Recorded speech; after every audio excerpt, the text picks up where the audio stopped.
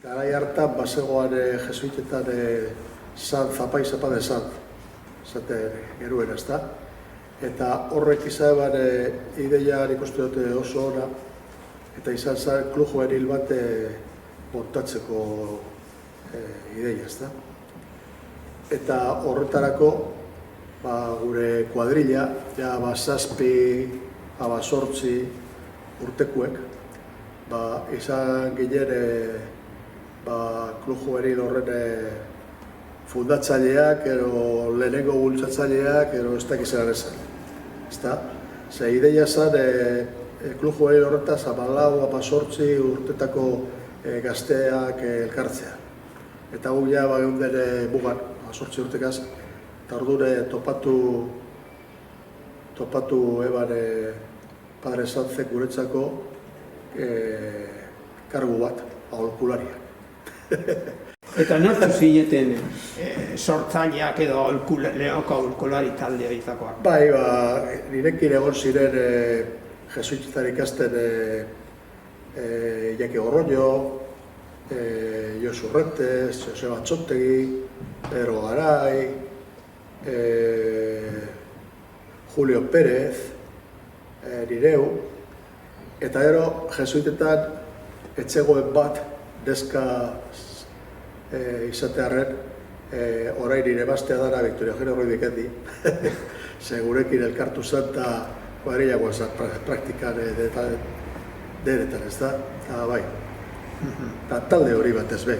Gero, zegoen beste jende gehiago, esku bat botatzeko momentu bere pre, zegoena, eta bai, jende gehiago, ez da, baina lehenengo talde bultzatzaile hori izan zen.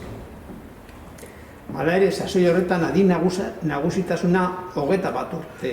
Adin nagusitasuna, zegoen ondilore Franco garaiari pilita 21 urtetan.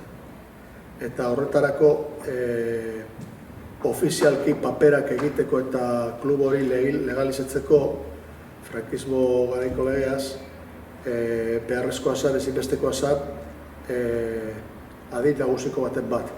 Eta horretarako izan gendun Jon Salaberria gure lagun bila, ezta? Ze berak nirekin komila zen egon zan, baina bera pasegoen komila zen ja ni baino heldu baino aurretik 3 urte eta 21 urte zituen, gutxi gora bera Jon Salaberria, eta beragaz egin zen legalizazioa. Eta zeintu ziren helburuak, klub juvenilaren helburuak edo? Helburu nagusia eta behar bada bakarra, gero bakotxak izango zuen beri, ezta? Eta behar bada Padre Sanzek bere buruan zeukan regioaz lorutako zeozer be bai.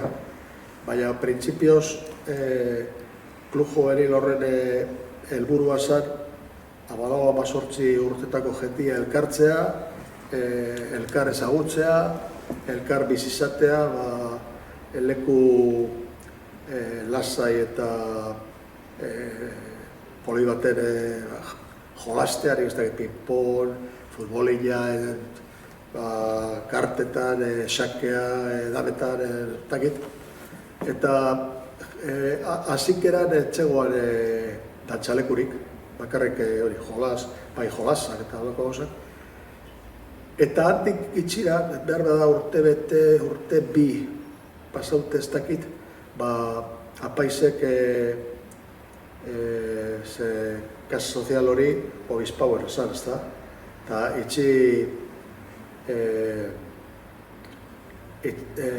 itxi eban peko solairua hor dantxaleku bat montatzeko. Por cierto, txegoan lehiorik, orduen, ikuste dut seguridade ikuspuntutik oso leku desegokia, baina garai hartan etxagoen hainbeste problemarik horrekin eta horre poso-posik montau gendu esuntu eta jendie bazetorren zapatuetan atxagiten gustora.